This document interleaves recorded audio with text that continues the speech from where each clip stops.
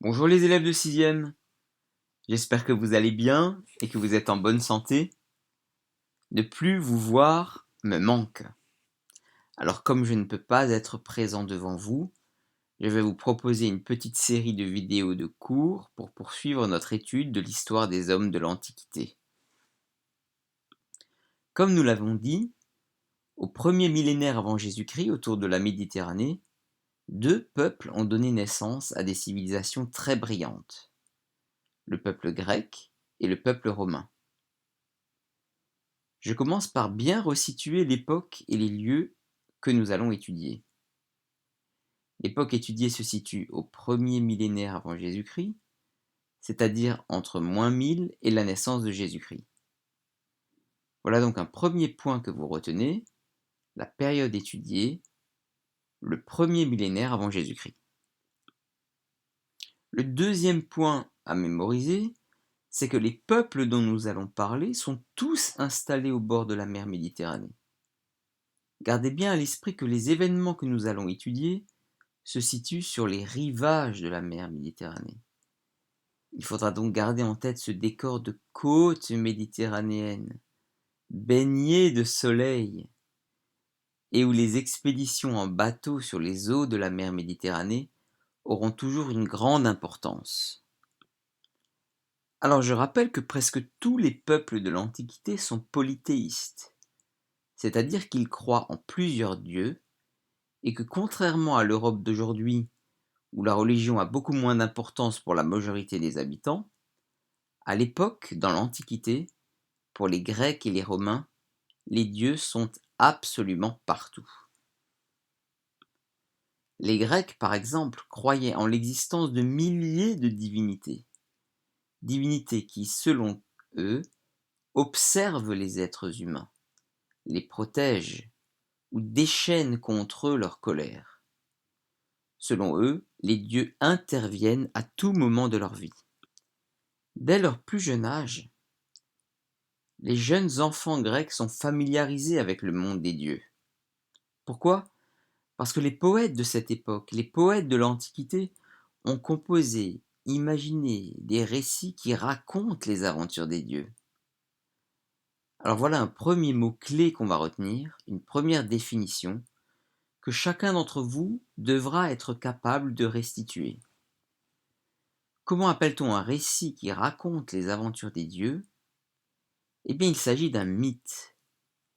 Un mythe est un récit des aventures des dieux et des héros, puisque les Grecs croyaient également en l'existence de héros, c'est-à-dire de demi-dieux. Voici le sujet du chapitre que nous étudions. Quelles traces les mythes grecs et romains ont-ils laissées dans l'histoire?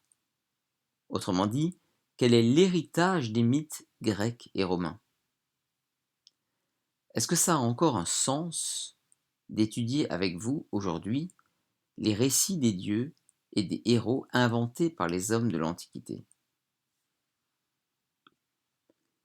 Alors certains d'entre vous auraient peut-être tout de suite tendance à me répondre que, en dehors de nous distraire, l'étude de ces récits de la mythologie ne sert pas à grand-chose. D'abord, ce ne sont pas des faits historiques réels, il s'agit de récits imaginaires, et nous devrions ranger ces histoires du côté des contes et des légendes. Alors que répondre à ça? D'abord, je voudrais vous dire que pour les Grecs de l'Antiquité, ces récits étaient parfaitement authentiques. Et tous les gestes, tous les rites religieux accomplis par les Grecs de l'Antiquité nous donnent bien des preuves de la ferveur et des croyances religieuses profondes de ces hommes de l'Antiquité. Alors pour nous, quel est l'intérêt d'étudier ces mythes aujourd'hui? Eh bien, je vous dirais d'abord que ces mythes de l'Antiquité sont porteurs de messages et de leçons sur notre condition d'êtres humains, sur le sens de l'existence sur Terre, qui sont d'une telle profondeur que depuis des siècles, on continue d'être inspiré par ces mythes, dans notre manière de réfléchir sur le monde et de réfléchir sur le sens de la vie. Si bien que de l'Antiquité jusqu'à nos jours, les artistes n'ont cessé d'être inspirés par ces mythes et qu'ils ont créé d'innombrables œuvres d'art pour représenter des scènes mythologiques, dans la sculpture, dans la peinture, dans le cinéma par exemple, et j'en passe. Les mythes restent aujourd'hui encore d'une brûlante actualité. Dans notre langage quotidien, nous avons conservé une multitude d'expressions liées aux aventures des dieux dans les récits mythologiques. Alors quelles sont les leçons que nous ont laissées les auteurs des mythes de l'Antiquité? Dans le contexte si particulier de l'épidémie que nous connaissons aujourd'hui, voici un premier mythe qui peut nous aider à réfléchir sur le monde. Le mythe que je vais vous raconter commence à un moment où les hommes ont été créés sur la terre par les dieux. C'est une divinité qui s'appelle Prométhée qui se voit confier la mission de fabriquer toutes les créatures de la terre. Prométhée est un sage, son nom signifie en grec Prométhée, celui qui réfléchit avant. Prométhée s'assoit donc et fabrique des créatures avec de la boue.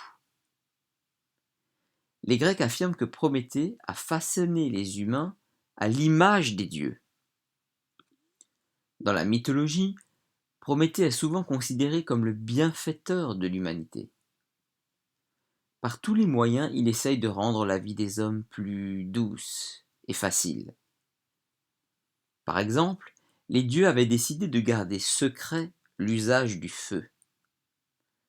Pour permettre que les hommes ne soient pas privés plus longtemps de tous les bienfaits que procure l'usage du feu, Prométhée décide alors d'aller voler le feu dans le monde des dieux. Comment? Il se rend au ciel, allume sa torche au soleil, dissimule ensuite sa torche allumée et la ramène ensuite en douce sur terre. Le feu rend les hommes supérieurs aux autres animaux. Grâce à lui, ils peuvent cuire des aliments, chauffer les maisons et fabriquer des outils. Lorsque Zeus découvre le vol, il est ivre de colère et décide de punir Prométhée. Prométhée est alors capturé, enchaîné sur un rocher, et chaque jour un aigle vient lui ronger le foie, lequel se régénère chaque nuit. Non seulement Zeus veut se venger de Prométhée, mais il décide aussi de se venger des hommes, devenus plus puissants grâce au feu. Il crée alors la toute première femme de l'humanité, appelée Pandore. D'une beauté resplendissante, Pandore est dotée d'un charme infini. Pandore signifie celle qui a tous les dons. Zeus envoie cette première femme sur la terre et la donne pour époux à Épiméthée, le frère de Prométhée. Épiméthée signifie celui qui réfléchit après. Prométhée avait pourtant mis son frère en garde qu'il ne devait jamais accepter les cadeaux des dieux. Et il avait raison, car Pandore avait apporté avec elle une jarre que lui avaient donnée les dieux en lui disant de ne jamais l'ouvrir. Mais Pandore est si curieuse qu'elle ne peut pas supporter l'idée de ne pas savoir ce qui se trouve à l'intérieur. Et un jour, elle ouvre cette jarre. On dit aussi la boîte de Pandore, mais en réalité il s'agissait d'une jarre. Erreur fatale! En effet, à l'intérieur de la jarre se trouvaient tous les fléaux et les malheurs qui peuvent exister. La guerre, la maladie, la vieillesse, les épidémies, la mort, la pauvreté, la tristesse. Tous ces malheurs s'échappent donc de la boîte et ne cessent depuis de tourmenter l'humanité. Pandore ferme alors la boîte précipitamment, mais il est trop tard pour éviter que tous les malheurs ne se dispersent sur la terre. Elle réussit tout de même à conserver une dernière chose dans la jarre, l'espérance, l'espoir.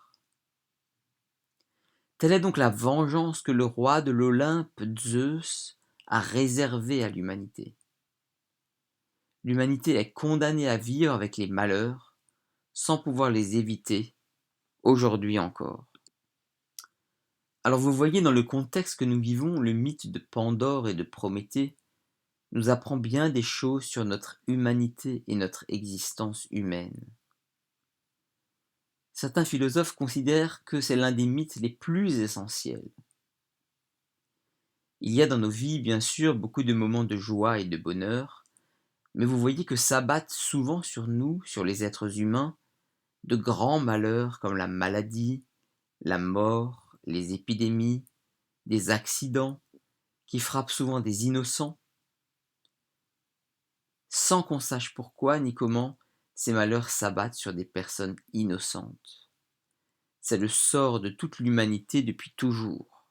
Et la grande question à laquelle les mythes peuvent essayer de répondre, c'est comment un être humain peut réagir face à cette fatalité. En libérant le mal, Pandore nous fait comprendre que le bien ne peut pas exister sans le mal, de même que la lumière ne peut pas exister sans l'ombre. Sinon il s'agirait d'un monde de facilité, où la possibilité de faire des progrès n'existerait pas, puisque tout ne serait que bonheur et harmonie. Et donc ce mythe nous apprend que la grandeur de l'homme, ce serait sa capacité à affronter la vie, avec ses joies, mais aussi ses peines et ses difficultés. Comment interpréter également le symbole de l'espérance qui est resté enfermé dans la jarre? Eh bien peut-être l'espoir est enfermé dans la jarre, comme il est enfermé dans chacun de nous, comme une sorte de remède face au malheur que nous pouvons subir.